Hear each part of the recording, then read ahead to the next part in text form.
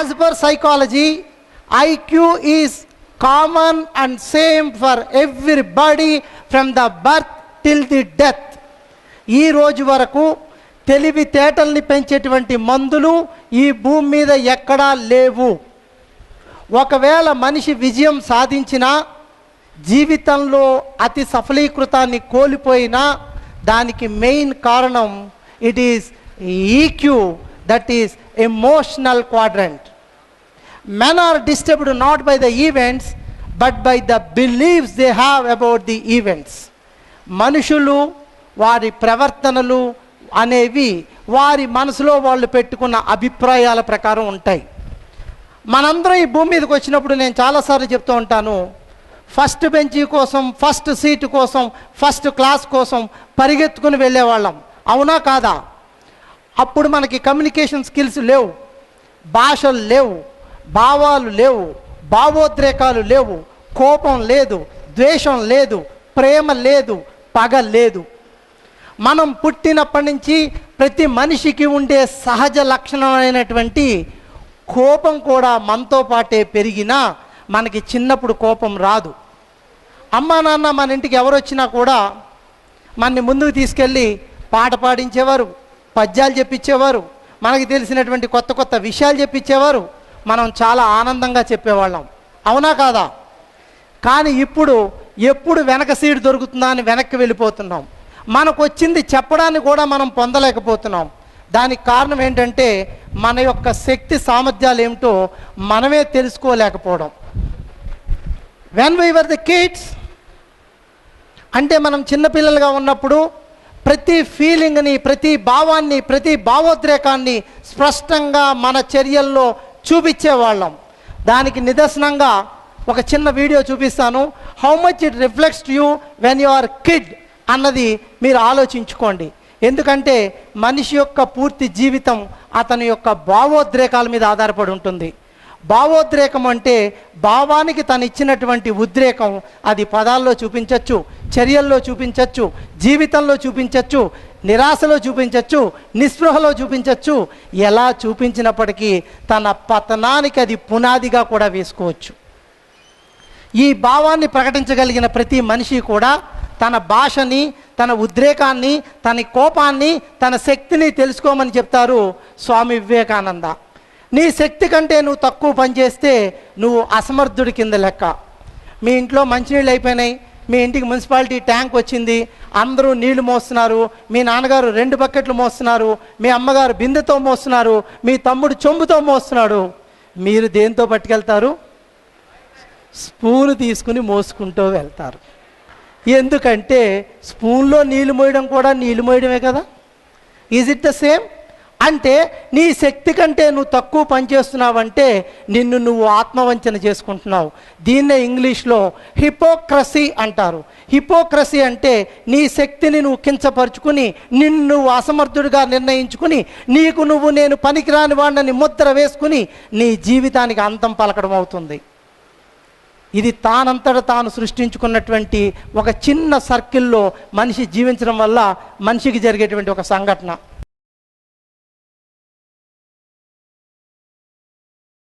మీరంటారు చిన్న పాపకి ఏం తెలియదు కాబట్టి, ఆ అమ్మాయికి ఏం అర్థం కాదు కాబట్టి, ఎవరు చూడటం లేదు కాబట్టి అలా చేసింది సార్, మేము పెద్దవాళ్ళం సార్, మేము అలా చేస్తే నవ్వుతారు సార్, మా జీవితం ఏమిటి సార్ అంటారు. అందుకే మీ ముందుకి బామ్మగారిని తీసుకొస్తున్నా. See this grandmother who is 72 years old, how she is playing the life.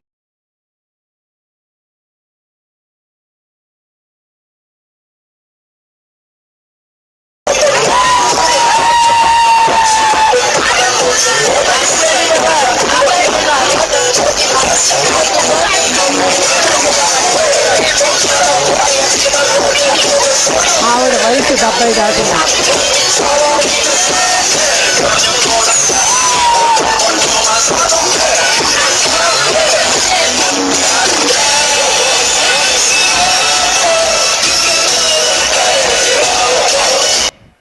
ఇంత ఆనందంగా ప్రతి పుట్టుక నుంచి ఆఖరి శ్వాస దాకా జీవించాల్సిన మన జీవితాన్ని మనము మనకు అర్థం కాని రీతిలో జీవిస్తూ అంతం పలుక్కుంటున్నాము. ప్రతి క్షణాన్ని జీవించాల్సిన ఈ జీవితాన్ని మన పక్క వాళ్ళ చేతుల్లో పెట్టి పక్క వాళ్ళు నిర్ణయించిన పరిస్థితుల్లో జీవిస్తున్నామంటే కారణం ప్రతిసారి మనం ప్రతి సంఘటన కూడా మానసికానికి శారీరానికి తేడా తెలియకపోవడం. Life is having situations which is concern to your psychological things which is concern to your physiological things. ఇది ఏ సంఘటన మీ ముందు జరిగినా ఇది నా శారీరకమా నా మానసికమా అని మీరు ఆలోచించిన రోజు మానసికానికి సంబంధించిన ఏ సంఘటన అయినా సరే మిమ్మల్ని ఎప్పుడూ కృంగదీయకుండా ఉంటుంది.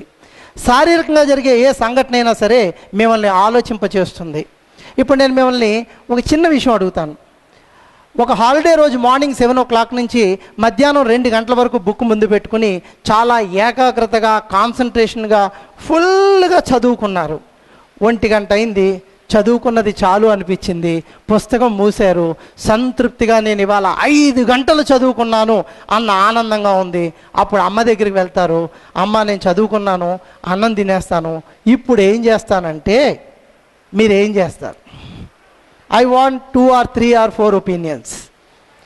ఎవరైనా సరే ఏం చేస్తారండి? ఏం చేస్తారు? స్నేహితుల దగ్గరికి వెళ్తారు. స్లీప్. నెక్స్ట్ టీవీ చూస్తారు. నెక్స్ట్ కంప్యూటర్కి వెళ్తారు. నెక్స్ట్ క్రికెట్ ఆడతారు. Very good. నెక్స్ట్ సినిమాకి వెళ్తారు. Very good. నౌ పేరెంట్స్తో మాట్లాడతారు. ఇప్పుడు ఈ చిన్న సంఘటనని మీరు ఆలోచించండి. ఒక 5 గంటలు మీరు పుస్తకాన్ని ముందు పెట్టుకుని చదివినప్పుడు మీ శరీరంలో ఏ భాగానికి శ్రమ ఎక్కువ అవుతుంది? కన్నుకి. కన్ను ఇటు నుంచి ఇటు దాకా, ఇటు నుంచి ఇటు దాకా, ఇటు నుంచి ఇటు దాకా చదవడం వల్ల కన్ను నొప్పి కలుగుతుంది, కన్ను అలసిపోతుంది. కన్ను అలసిపోవడం వల్ల నేను పడుకుందాము అనుకుంటుంది. కానీ ఆ అలసిపోయిన కన్నుతోటి ఇలా తెరుచుకుని 3 గంటలు మీరు సినిమా ఎలా చూస్తారు? ఆ అలసిపోయిన కన్నుతోటి కంప్యూటర్ ముందు చాటింగ్ ఎలా చేస్తారు? అలసిపోయిన ఆ కన్నుతోటి క్రికెట్ ఎలా ఆడతారు? ఇంత చిన్న బంతిని ఇలా విసురుతో ఆ 3 వికెట్స్ చూడాలా? అది కన్నుతో చేయాలా? ఇంత బ్యాట్ పట్టుకుని ఆ చిన్న బంతిని ఇలా చూసి ఇలా కొట్టాలా? అది కన్నుతో చేయాలా? అంటే మీరు అలసిపోలేదు. అలసిపోతే కళ్ళు మూసుకుని పడుకుంటారు, రోడ్డు మీదకి వెళ్ళరు, ఫ్రెండ్స్ని చూడరు, టీవీ చూడరు, ఫ్రెండ్స్ కంప్యూటర్ ఆడరు. అవునా కాదా? మీకు కలిగింది విసుగు.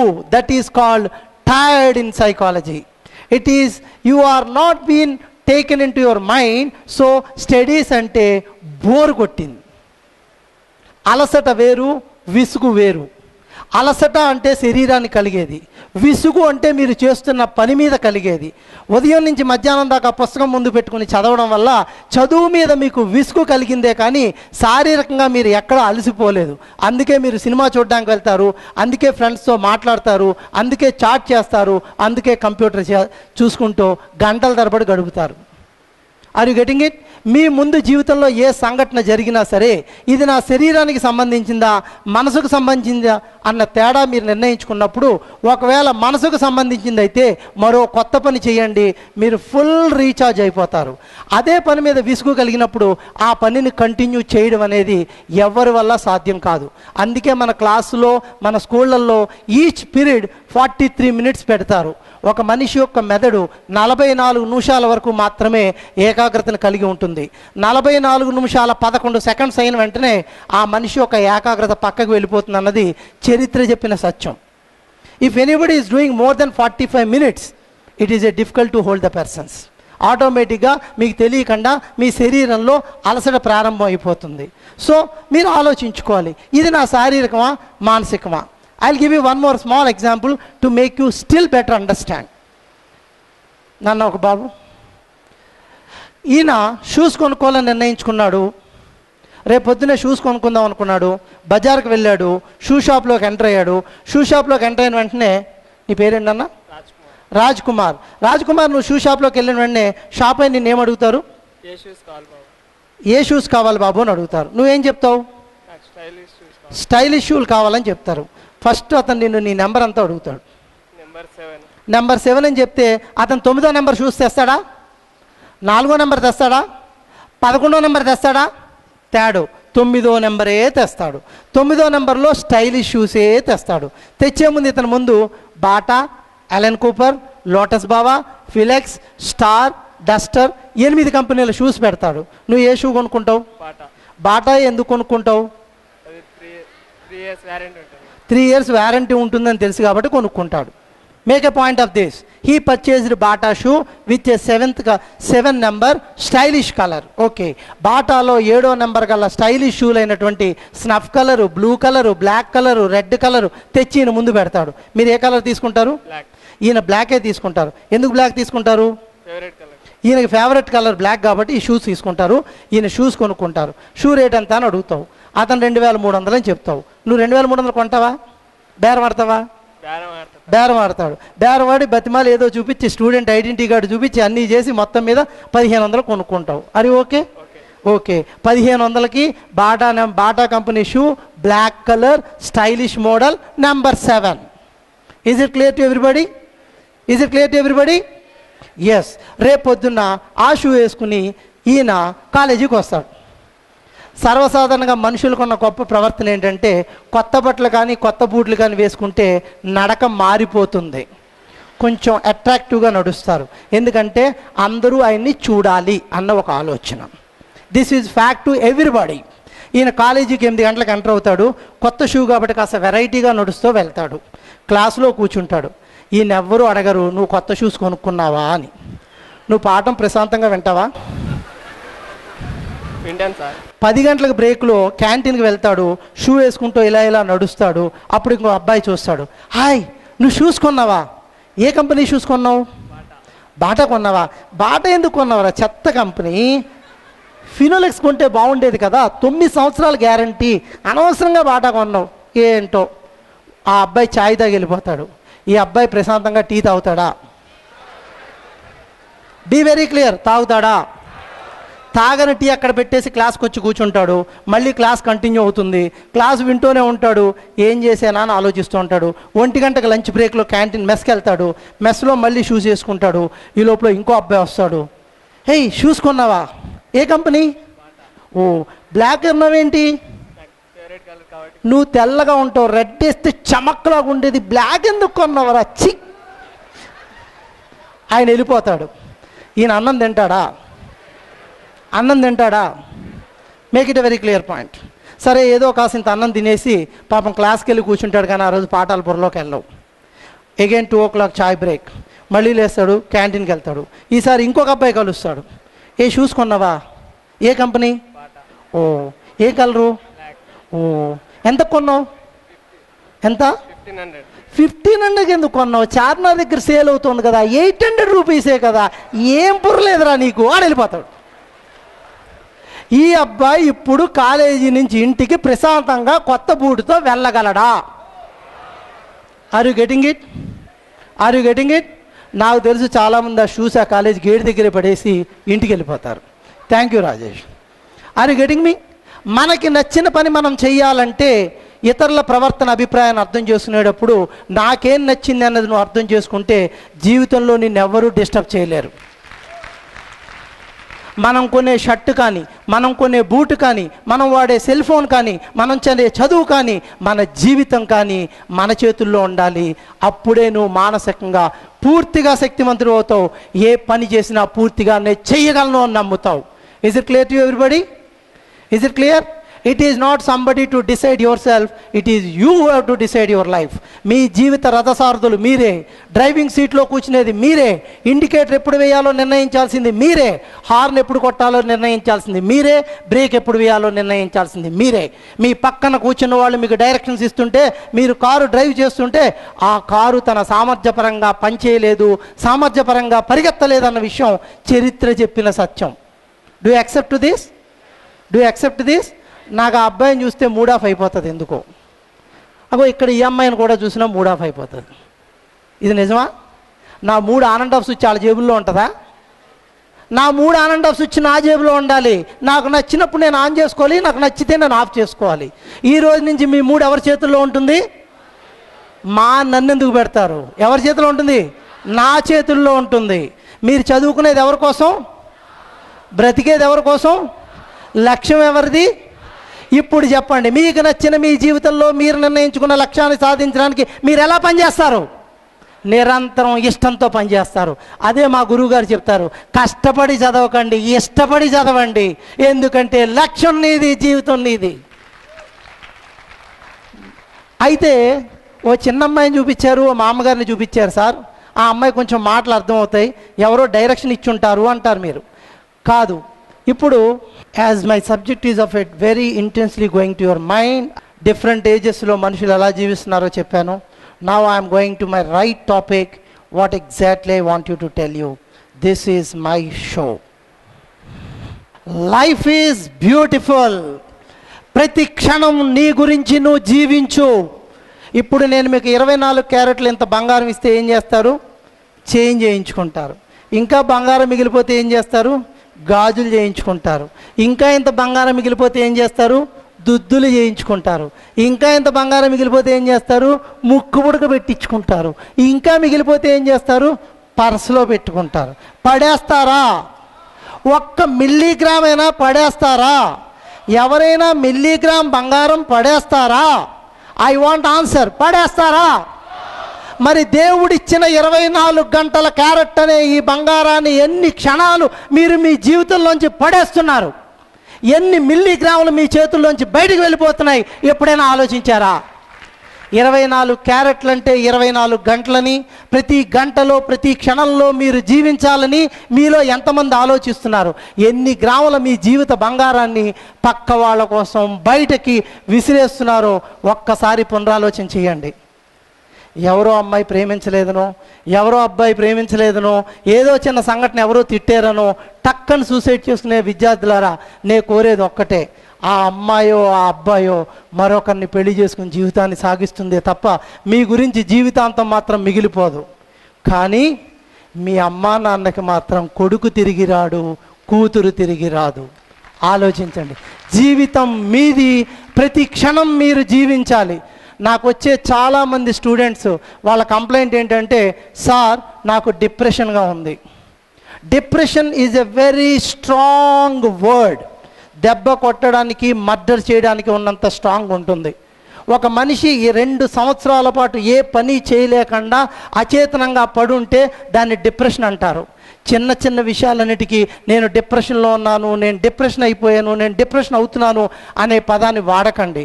దేవుడు టెక్నాలజీ, గూగుల్ ఇచ్చింది మీ యొక్క విజ్ఞానాన్ని పెంచుకోవడానికి. మీకున్న చిన్న జబ్బుకి మీరు గూగుల్ సెర్చ్లోకి వెళ్ళి నిర్ణయాలు తీసుకుంటే డాక్టర్లు చదవడం ఎందుకు? హౌస్ సర్జన్లుగా పనిచేయడం ఎందుకు? మనుషుల శరీరాల మీద వాళ్ళ విజ్ఞానాన్ని పెంచుకోవడం ఎందుకు? ఒక్కసారి ఆలోచించండి. ఎంబీబీఎస్ శంకర్దాదా అంటే అందమైన అమ్మాయికి ఇలా సెటస్కోప్ పెట్టడం కాదు. హుస్సేన్ సాగర్లో కుళ్ళిపోయిన శవాన్ని తీసుకొస్తే పేగులు తీసి పోస్ట్ మార్టం చేయడం, దాన్నే డిగ్నిటీ ఆఫ్ లేబర్ అంటారు.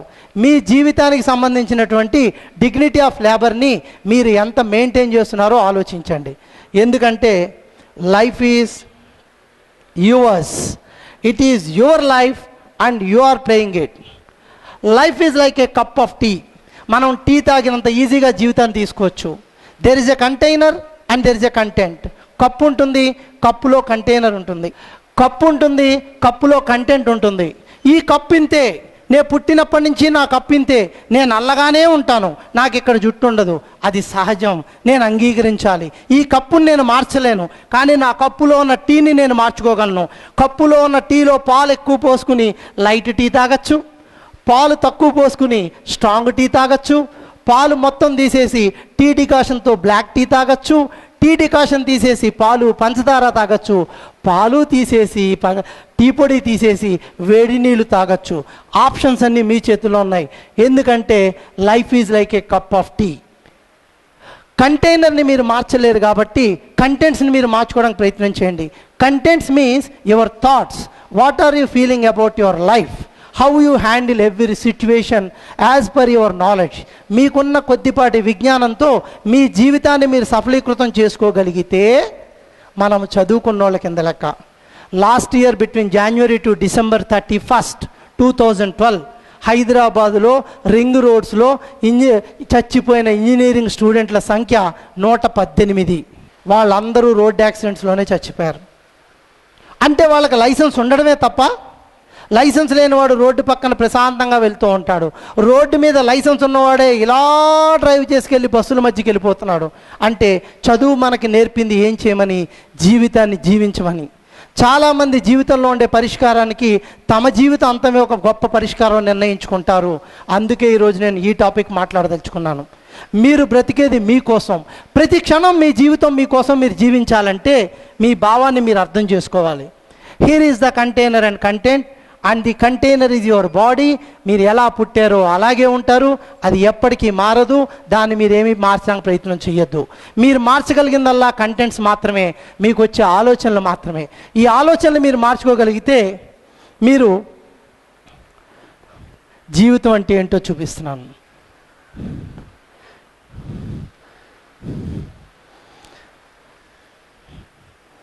చాలామంది చచ్చిపోతారు, దాన్ని సూసైడ్ అంటారు. సూసైడ్ అంటే నన్ను బ్రతికించు అని చేసే ఒక గొప్ప ఏడుపు, నాకు బతకాలని ఉంది అని కోరుకునే ఒక గొప్ప కోరిక. మీకు చెప్తున్న ఒక నగ్న సత్యం, మనందరిలో సూసైడ్ చేసుకోవాలన్న కోరిక ఉంటుంది. పుట్టుక నుంచి చావు దాకా ఉంటుంది, మనందరికీ ఉంటుంది, ఆఖరి శ్వాస దాకా ఉంటుంది. అయితే ఆ కోరికకి మొక్కేసి నీళ్ళోసి పెంచి పెద్దది చేస్తారో, ఆ మొక్కని తుంచేస్తారో మీ చేతుల్లోనే ఉంటుంది. Because every suicide is a cry for the help. Now I want to give you some tips on students to identify how to get the terms of suicide. ఏమీ చెయ్యలేకుండా తనని తాను చంపుకుంటే ఐడిలిటేషన్ అంటాం. నేను చచ్చిపోతానని పక్క వాళ్ళని బెదిరిస్తే దాన్ని సూసైడ్ థ్రెట్ అంటాము. వాళ్ళు కేవలం బెదిరిద్దామని ప్రయత్నం చేస్తారు, అనుకోకుండా డోస్ ఎక్కువై చచ్చిపోతారు. సూసైడ్ చేస్తున్నట్టు నటిస్తామని ప్రయత్నిస్తారు, వాళ్ళు చచ్చిపోతారు. సూసైడ్ చేస్తున్నది ఒక రిస్క్ అని తెలియదు, ఒక గొప్ప అడ్వెంచర్ అనుకుంటారు, ఏదో జరుగుతుంది అనుకుంటారు, సూసైడ్ని ఒక వీరోచిత చర్యగా తీసుకుంటారు. సూసైడ్ చేసేటప్పుడు ఒక ట్రైల్ అటెంప్ట్ చేద్దాం అనుకుంటారు, ఆ ట్రైల్ అటెంప్ట్ వాళ్ళ పరిధిని దాటి వెళ్ళిపోతుంది.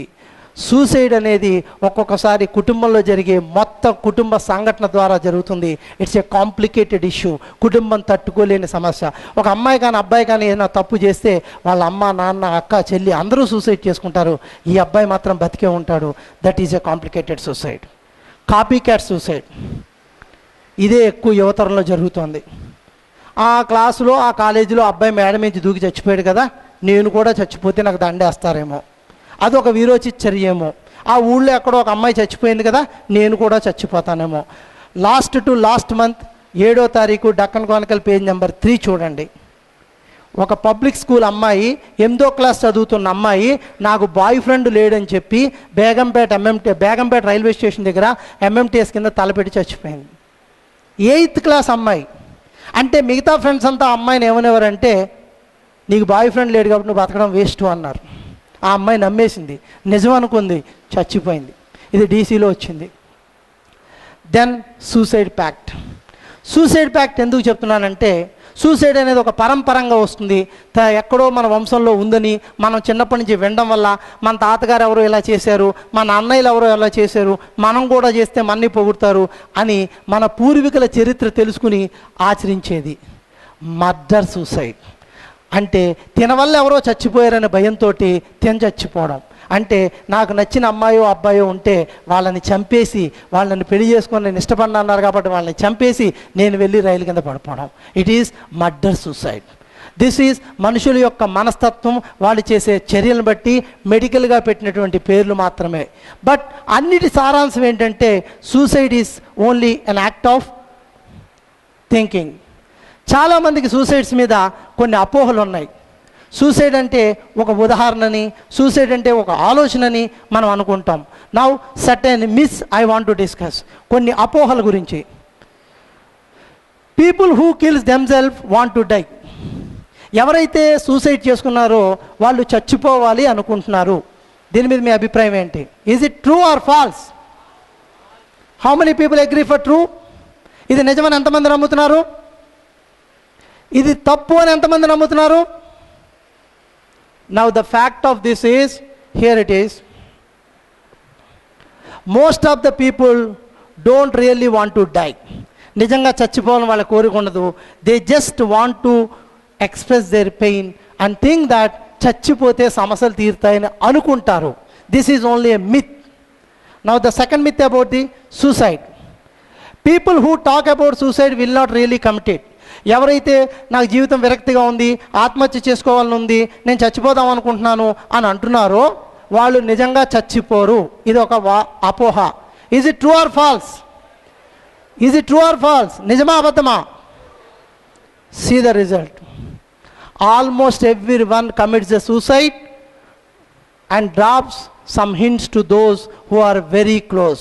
చచ్చిపోవాలనుకున్న ప్రతి వాళ్ళు తమ దగ్గర ఉన్న మనుషులకి ఎన్నో సాంకేతిక ఆధారాలు పంపిస్తారు. గుర్తుపెట్టుకోండి, అది గుర్తించడం మీ ప్రథమ బాధ్యత. మీరు అనుకుంటారు ఇప్పుడే మనతో క్లాస్ నుంచి ఇంటికి వెళ్ళాడు, ఎందుకు సూసైడ్ చేశాడు, అరే 6th ఫ్లోర్లో కానీ వెళ్ళాడు, టక్కన ఎందుకు దూకేశాడు అనుకుంటారు. చచ్చిపోవాలనుకున్న ప్రతి మనిషి కూడా మీకు కొన్ని ఇండికేషన్స్ ఇస్తాడు. ఆ ఇండికేషన్స్ ఎలా ఐడెంటిఫై చేయాలో నేను మీకు నెక్స్ట్ సెషన్లో చెప్తున్నా.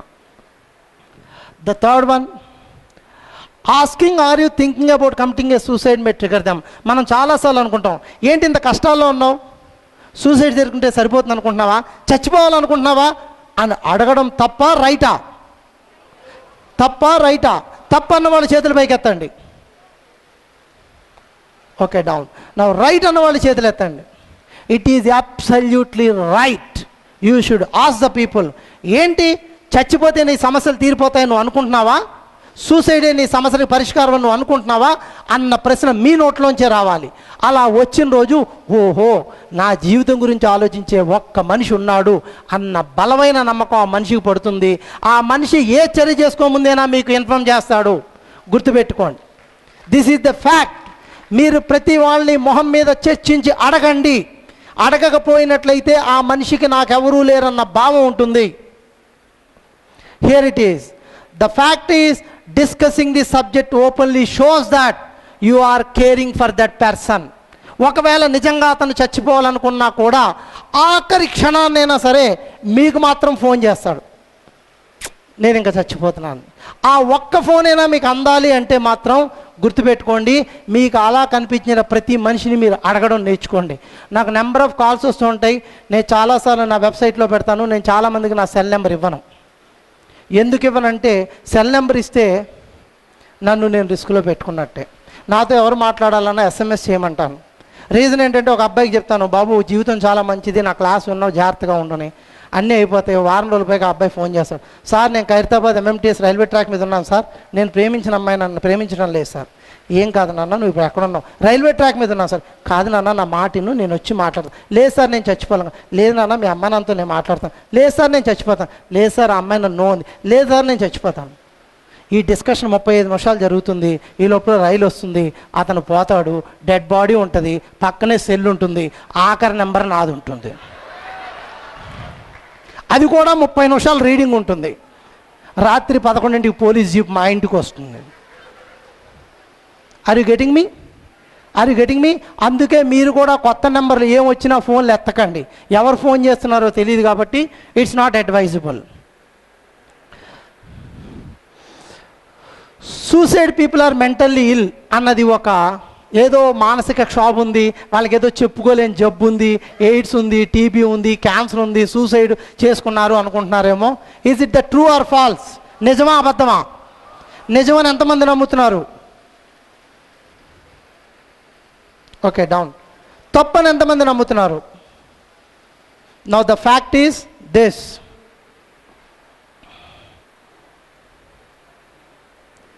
మనిషి పూర్తి ఆరోగ్య సంరక్షణలో ఉన్నప్పటికీ, డబ్బుండి సర్వశక్తులు ఉన్నా కూడా టక్కన సూసైడ్ నిర్ణయం తీసుకుంటాడు, క్షణాల్లో చచ్చిపోతాడు. సూసైడ్ చేసుకోవడానికి ఎటువంటి కారణము అక్కర్లేదు. Make it a very clear. ఒక సంఘటన స్ట్రైట్ తన మైండ్కి తీసుకున్నాడు అంటే టక్కన సూసైడ్ చేసుకుంటాడు. అతనికి ఫుల్ డబ్బులు ఉంటాయి, అందం ఉంటుంది, పెళ్ళి అవుతుంది, కుటుంబం ఉంటుంది, భార్య ఉంటుంది, పిల్లలు ఉంటారు, అన్నీ ఉంటాయి, హై చదువు కూడా ఉంటుంది. కానీ సడన్గా సూసైడ్ చేసుకుంటాడు. దానికి ఏ ఆరోగ్యానికి సంబంధం లేదు.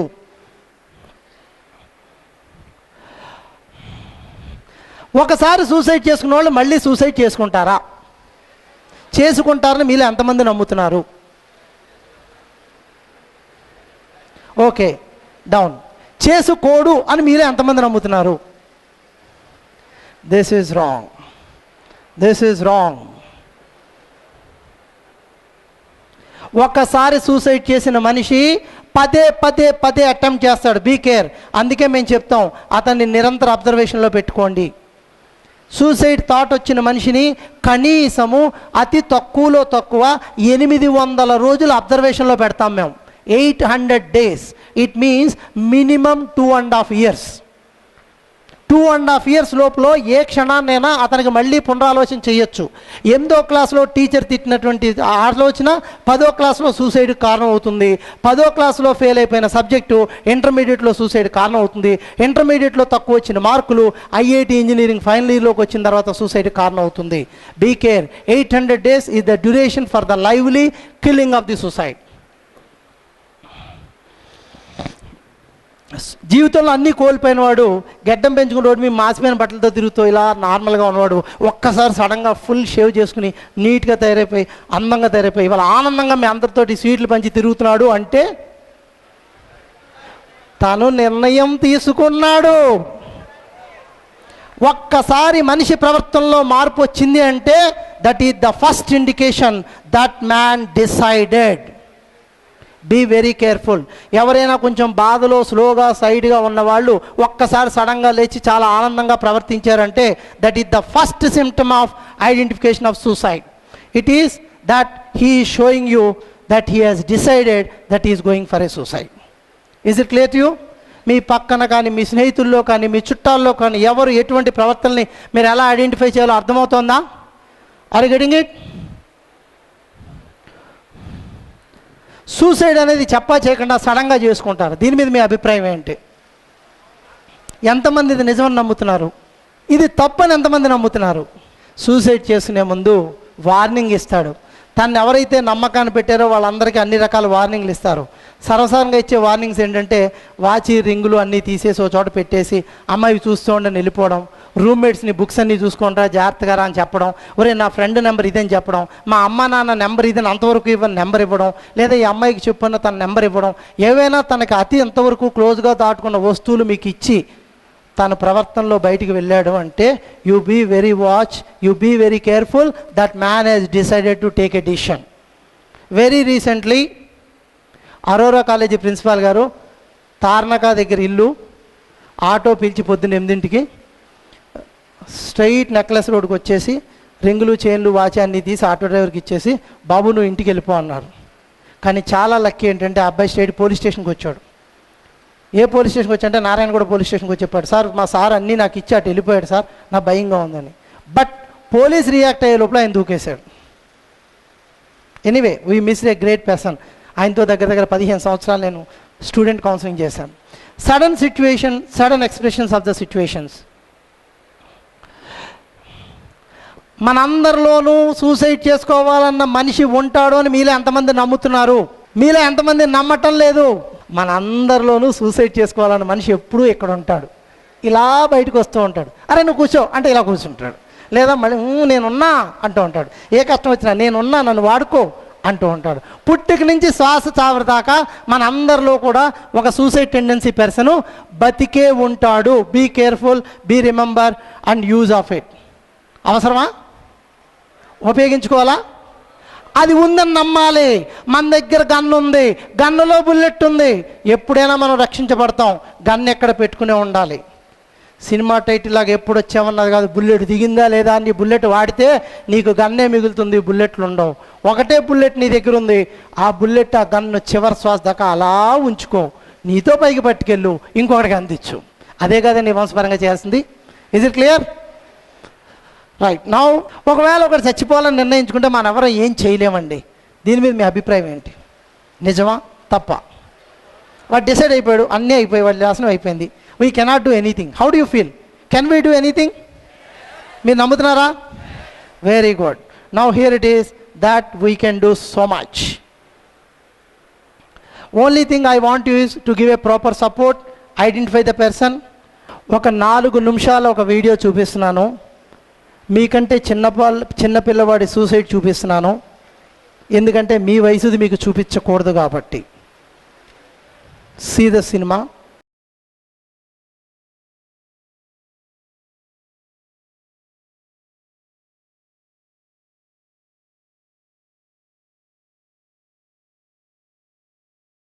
డిఫరెంట్ ఏజెస్లో మనుషులు ఎలా జీవిస్తున్నారో చెప్పాను.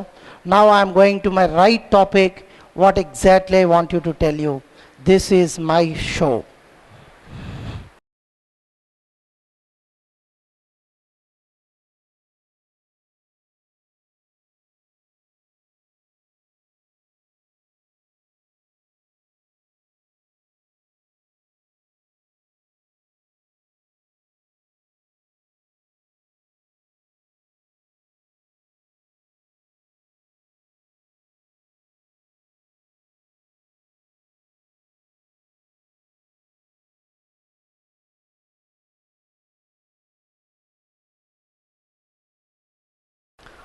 ఆ బాబు మరణానికి కారకులు ఎవరు? ఆ బాబు మరణానికి కారకులు ఎవరు? టీచర్ అని కొద్దిమంది అంటారు, అమ్మ నాన్న అని కొద్దిమంది అంటారు, అతనికి ధైర్యం లేకపోవడం అని కొద్దిమంది అంటారు, అతనిలో పెరుగుతున్న చచ్చిపోవాలన్న బలమైన కోరిక అని కొద్దిమంది అంటారు. మొత్తం మీద ఆ బాబు భూమి మీద లేకుండా వెళ్ళిపోయాడు. ఎంతమంది ఎంబీఏలు, ఎంతమంది ఎంసీఏలు, ఎంతమంది గోల్డ్ మెడలిస్టులు, ఎంతమంది స్టేట్ టాప్ ర్యాంకర్సు ఇలా నిర్ణయాలు తీసుకుంటున్నారు. ఏమిటి వాళ్ళకున్న ఒక్కగానొక్క సాధనం? గూగుల్ సెర్చ్లో దొరికే సూసైడ్ సాధనమా? బలమైన పవర్ఫుల్ కెమిస్ట్రీ పాయిజన్ కారణమా? దొరుకుతున్న తాడా, దొరుకుతున్న ఫ్యానా? కట్టిన ఎత్తైన 6 లేదా 14 అంతస్తుల మేడల? నా దగ్గరికి వచ్చే చాలామంది విద్యార్థులు చెప్తారు, సార్ నాకు బల్లంటే భయం, పిల్లంటే భయం, బొద్దింకంటే భయం, చిన్న చిలకంటే భయం, ఎలకంటే భయం. బొద్దింకెంత? బొద్దింక ఉన్న నోరెంత? బల్లెంత? బల్లికున్న పొళ్ళెంత? నీ శరీరం ఎంత?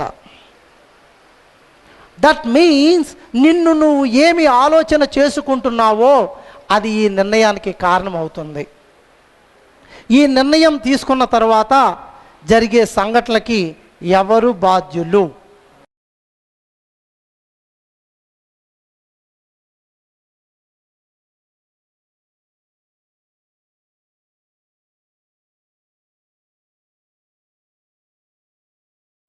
ఆ తల్లిదండ్రులకు ఆ బిడ్డ దొక్కుతాడా? ఇప్పుడు చెప్పండి, ఎవరు తీసుకుంటున్నారు నిర్ణయాలు? తెలిసా తెలియక? అపోహతోట, అమాయకత్వంతోట, విజ్ఞానంతోట, వివేకంతోట ఏ నిర్ణయాలు తీసుకుని ఈ చిన్న చర్యలు చేస్తున్నారు?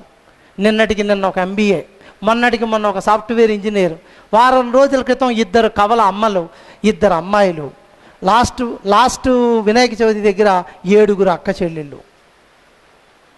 దేవుడు ఎంతో నమ్మకంతో విశ్వసించి నిన్ను ఈ భూమి మీదకి పంపించాడు. నువ్వేదో సాధిస్తావని నమ్మాడు.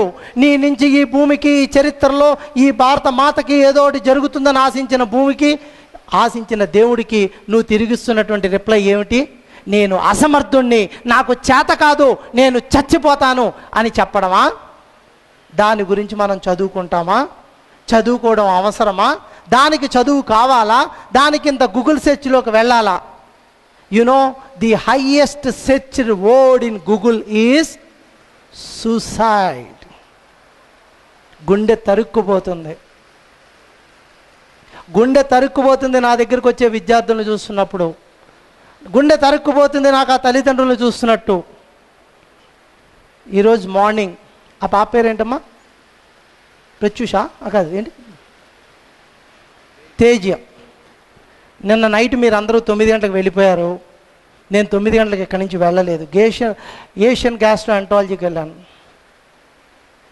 రాత్రి అంతా అక్కడే ఉన్నాను. నేను 2:30కి ఆ శవాన్ని తీసుకుని ఆ తల్లిదండ్రులు పడుతున్న ఏడుపు చూస్తే 2:30 ఐ వాజ్ దేర్.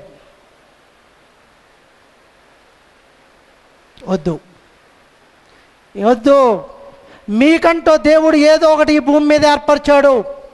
చచ్చిపోవడమే నిర్ణయం అయితే మనం దాన్ని తీసుకోక్కర్లేదు, అది ఆటోమేటిక్గా మనకు వస్తుంది. మన పూర్వం ఎలా ఉండేవంటే మనకి రోగాలు వచ్చేవి, అప్పుడు మనం ట్రంకాల్ సిస్టమ్ మాట్లాడుకునేవాళ్ళం. అప్పుడు ట్రంకాల్ ఎలా ఉండేదంటే, నేను విజయవాడలో అబ్బాయితో మాట్లాడాలంటే హైదరాబాద్లో టెలిఫోన్ ఎక్స్చేంజ్కి ఫోన్ చేయాలి, హైదరాబాద్ ఎక్స్చేంజ్ వాళ్ళు విజయవాడ ఎక్స్చేంజ్కి కనెక్ట్ చేయాలి, విజయవాడ ఎక్స్చేంజ్ వాళ్ళు విజయవాడలో ఉన్న రామారావు గారి ఇంటికి కనెక్ట్ చేసి, రామారావు గారు లైన్లో ఉన్నారు మీరు మాట్లాడండి అంటే నేను మాట్లాడేవాడిని. నాకు అది నచ్చలేదు.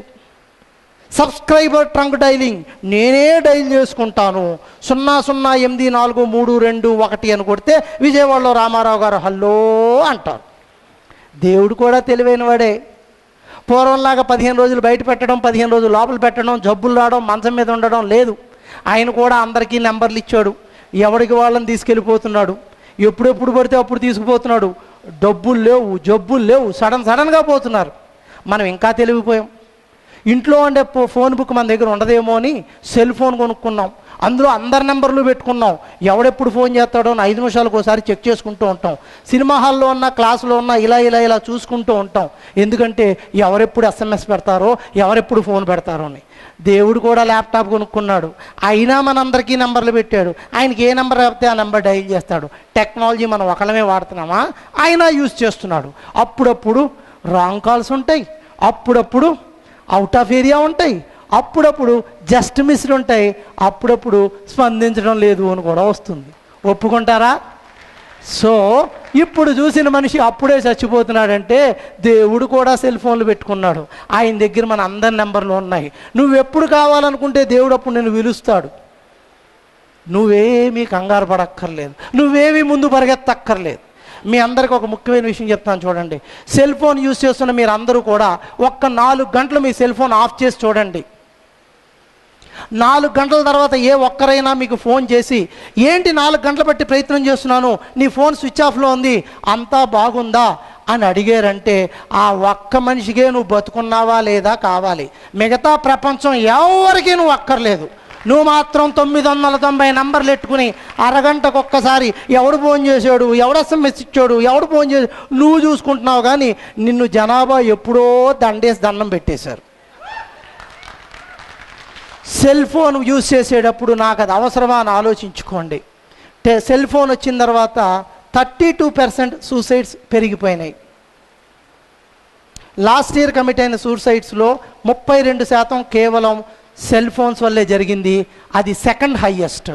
First highest motor bike Pulsar, motor bike that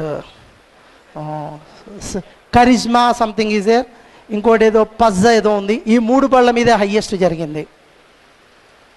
driving వస్తే డ్రైవింగ్ చేయాలి. 40 సంవత్సరాలు ఒక్క యాక్సిడెంట్ లేకుండా చేశానంటే నేను ఎక్స్పర్ట్ డ్రైవర్ కింద లెక్క. నిమిషానికోసారి లారీ కింద పడి 6 నెలలకోసారి మంచం మీద పడుకుంటే దానికి నాకు డ్రైవింగ్ లైసెన్స్ అక్కర్లేదు. మీకు ఇచ్చే ప్రతి లైసెన్సు మీ జీవితంలో ముందుకు వెళ్ళడానికే, మిమ్మల్ని ఉత్తేజపరిచి ముందుకు తీసుకెళ్ళడానికే, జీవితంలో ముందుకు వెళ్ళడానికే నేర్చుకున్న దాన్ని ఉపయోగించండి. అందుకే రాబిన్సన్ ఒక థియరీలో చెప్తాడు, knowing is not knowing, doing is knowing. తెలియడం కాదు, తెలిసింది ఆచరించాలి. అలా చెయ్యకపోతే నీ చదువుకు విలువే లేదు. చాలాసార్లు చదువుకున్న వాళ్ళు చూస్తే నాకు సరదా ఇస్తుంది. ఎందుకంటే వాళ్ళు చదువుకున్నాము అని చెప్తూ ఉంటారు నా దగ్గరికి వచ్చి. ఏమంటే మన అందరం చదువుకున్నాం కదా, 2-3 చిన్న ప్రశ్నలు అడుగుతాను. ఎల్కేజీలో చదువుకున్నాం, ట్వింకిల్ ట్వింకిల్ లిటిల్ స్టార్, అందమైన తారలా తయారవ్వాలని. మళ్ళీ ఎంతమంది రోజు తారలా తయారవుతున్నాం? మగవాళ్ళు ఎంతమంది స్టార్స్లా తయారవుతున్నారు? యూకేజీలో నేర్చుకున్నాం, Johnny Johnny yes papa, telling lies no papa, ఎప్పుడు అబద్ధాలు చెప్పద్దు. ఈరోజు రోజుకి ఎన్ని అబద్ధాలు చెప్తున్నాం, నోరు ఇప్పితే రోజుకి ఎన్ని అబద్ధాలు చెప్తున్నాం. ఫస్ట్ స్టాండర్డ్ వస్తే చదువుకున్నాం. శారీరక పరిశుభ్రత, రోజుకు 2 పూట్ల స్నానం చేయాలి, బ్రష్ ఇలా చేసుకోవాలి, వారానికి ఒకసారి ఇలా రుద్దుకోవాలి. మళ్ళీ ఎంతమంది రోజుకు 2 పూట్ల స్నానం చేస్తున్నాం?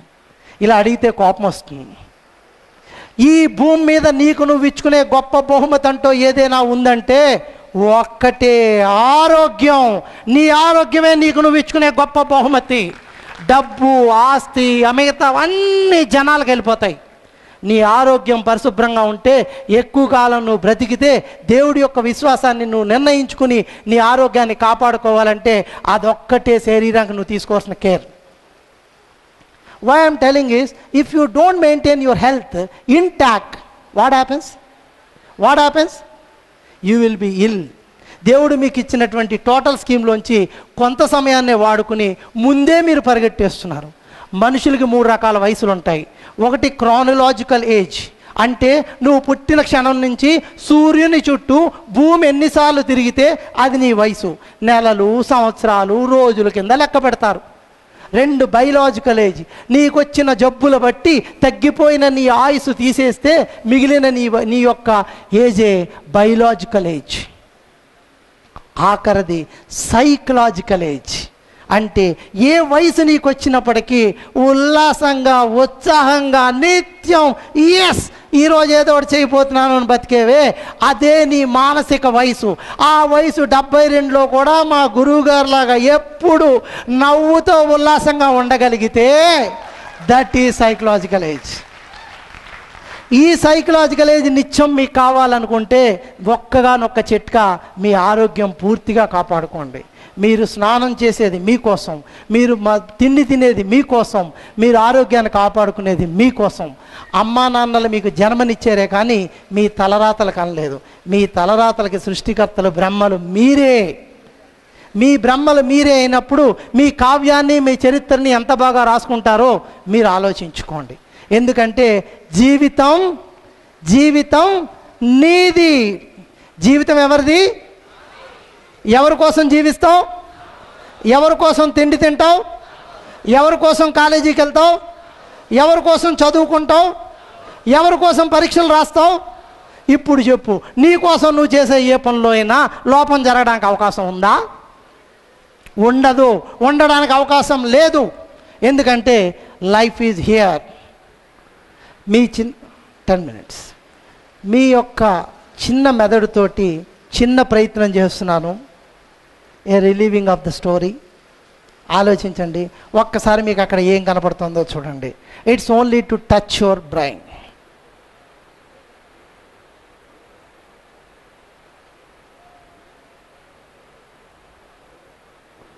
What is inside this picture? గట్టిగా చదవండి. ఎంతమంది ఏ బర్డ్ ఇన్ ద బుష్ అన్నారు?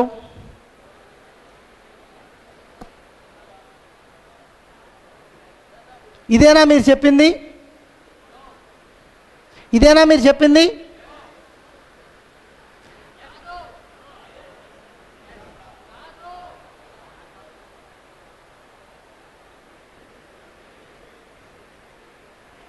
ఏంటి సార్ వేళకోళమా? చూడండి,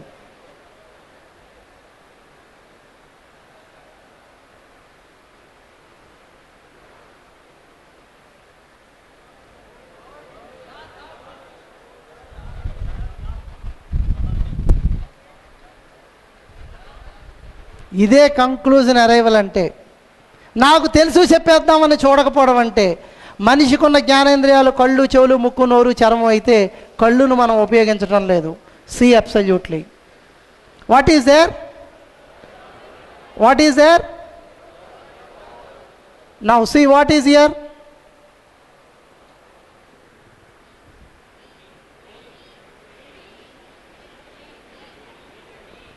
There is a little confusion. Some people says me, some people says you.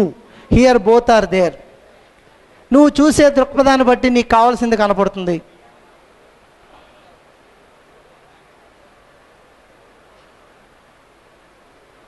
Now look it again.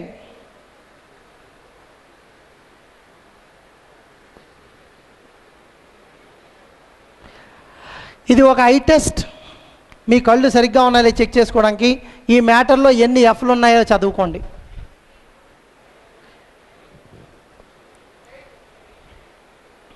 Read and see very clearly how many Fs are there. Keep it for you.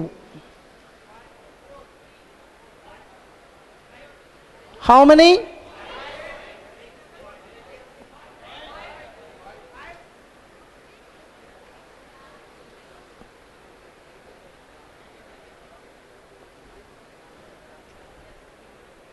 Number of times ఈ of అనేది మనం of చేసుకుంటాం, చదవం. కళ్ళకున్న గొప్పదనం. And as per the educational psychology it says that మనిషి brain అక్షరాలన్నీ చదవదండి. మీలో చాలామంది స్పెల్లింగ్ రాదు, ఇది రాదు అనుకుంటే చెప్తున్నాను. మనం ఏదైనా చదవచ్చు. ఎందుకంటే మనం చదవగలమా లేదా అనడానికి ఈ చదవండి బోర్డు మీద ఏముందో. If the spelling is correct, so మనకి మొదటి పదం తెలిస్తే చాలు దాన్ని మొత్తం చదివేస్తాం.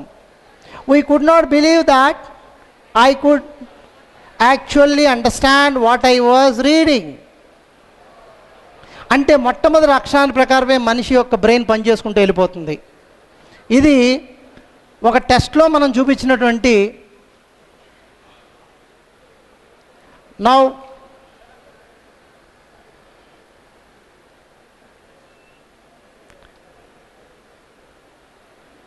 in order to keep you in a track wise,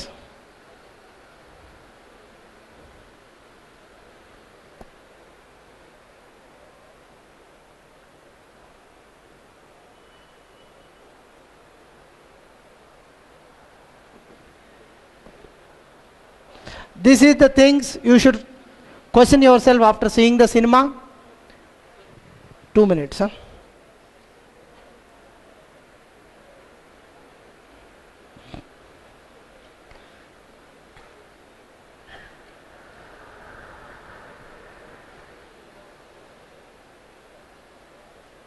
ఇది పని చేయదు. బికాజ్ నీ జీవితానికి కథా రచయిత కానీ, మాటలు కానీ, డైలాగ్ కానీ, హీరో కానీ అన్నీ నువ్వే. హీరో కూడా నువ్వే. Is it clear to you? Is it clear to you? Now you all are feeling bad for that boy. I'm I correct? So I just want to నన్న ఇట్రా. Whenever somebody comes with that behavior, listen to them very carefully and 2 minutes. వాళ్ళు ఏమైనా కష్టంతో వస్తే అవునా ఇంత పెద్ద కష్టమా ఇలాగా అనే మాత్రం అనకండి. వాళ్ళు ఎప్పుడు ఏ కష్టం గురించి మీ ముందు మాట్లాడినా కూడా వాళ్ళతో ఆర్గ్యూ చేయకండి. దయచేసి ఎవరికి సలహా ఇవ్వకండి. ఎప్పుడు ఏ మనిషి కష్టంలో ఉన్నా సలహా ఇవ్వకండి, సహాయపడండి. సలహాలు అందరూ ఇస్తారు. సహాయంగా వస్తే సలహా ఇస్తారు, సలహాగా వస్తే సహాయపడతారు. ఇది జీవితంలో చాలామంది చేసే పని. Be care, because being educated we are not suppose to do that. ఎవరైనా ఎప్పుడైనా తమ కష్టం గురించి చెప్తుంటే స్విచ్ ఆఫ్ అవ్వకండి, యాక్టివ్గా వినండి. వినే మనిషి ఉన్నాడని వాళ్ళకు నమ్మకం కలిగించండి. దానివల్ల వాళ్ళు కొద్దికాలం జీవిస్తారు. వీలున్నంత వరకు ఎవరేం చెప్పినా దాన్ని మీ కోణంలో చూడకండి, మీ ఇంటరప్షన్స్ దానికి పెట్టకండి, మీ కలరింగ్ దానికి చేయకండి. దయచేసి ఎదుటి వాళ్ళు మాట్లాడుతుంటే ఎప్పుడూ అడ్డుగా మాట్లాడకండి. వాళ్ళకి ఏ కష్టం వాళ్ళు చెప్తున్నా వినండి. ఇంత పెద్ద కష్టమా అనకండి. అన్నీ విన్న తర్వాత మాత్రం మీకు తెలిసిన వాళ్ళకి తెలియచేయండి. మేమంతా ఉన్నది అందుకే, వాళ్ళని ఎలా కాపాడుకోవాలో మేము చూసుకుంటాం. కానీ మీరు మాత్రం వాళ్ళు ఇంటరప్ట్ అవ్వకండి, మీరు వాళ్ళకి సలహా చేయకండి, మీరు మీ జీవిత పదాల్లో వాళ్ళ అనుభవాలు మాత్రం చెప్పకండి.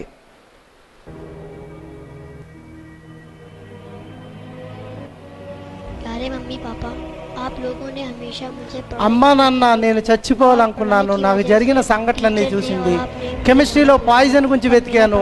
ఆ పాయిజన్ వెతకడంలో మొత్తం కెమిస్ట్రీ ఏమిటో నాకు అర్థమైంది. చచ్చిపోవాలని తాడు కొనుక్కోవాలనుకున్నాను. తాడు లెక్కల్లో నాకు లెక్కలన్నీ చదువుకోవాల్సి వచ్చింది. ఈ విధంగా నేను ఫెయిల్ అయిన చదివినటువంటి మ్యాథ్స్, కెమిస్ట్రీలో కూడా పూర్తిగా నాకు సబ్జెక్ట్ అర్థమైంది. ఇంకా నేను చచ్చిపోవాల్సిన అవసరం ఏముంది? ఇది ఆ అబ్బాయి వాళ్ళ అమ్మా నాన్నకి రాసిన ఉత్తరం.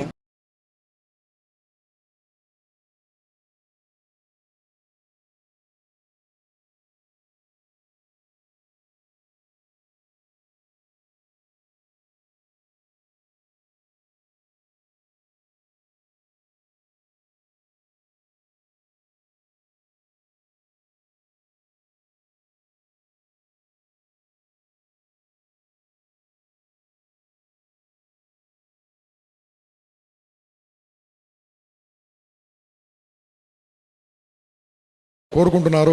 టైం లేదు సార్, దయచేసి రండి సార్ ప్లీజ్. ఇవ్వాల్సిన ప్రైజ్ ఏది మాట్లాడమనా? ఒక్కసారి గట్టిగా జవహర్ గారికి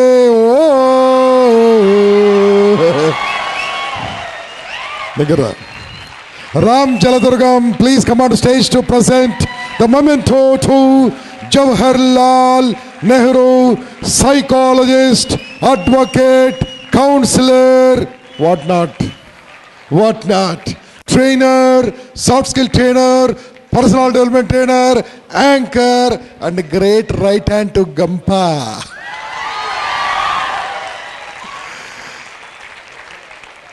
Please, I request Ram. I'd like to present to the Jawahar గారికి ప్రజెంట్ చేసి మీరు ఇక్కడే ఉండాలి. Thank you Jawahar, wonderful session. అమ్మాయిలు, హలో, ఇద్దరు పోతున్నారు అమ్మాయిలు, పట్టుకోండి అంటే ఫిజికల్ కాదు. ఓకే టైం మనం రోజు ఇంటి ఇక్కడే ఉంటాం కదా. Okay, so friends, phone number 9848036040. I repeat, 9848036040. నా అవసరం మీకు ఎప్పుడూ రాకూడదని ఈ సృష్టిలో ఉన్న అందరి దేవుళ్ళని ప్రార్థిస్తున్నాను, కానీ మీకు ఎప్పుడు అవసరమైనా నేను ఉన్నానని మాత్రం తెలియజేస్తున్నాను.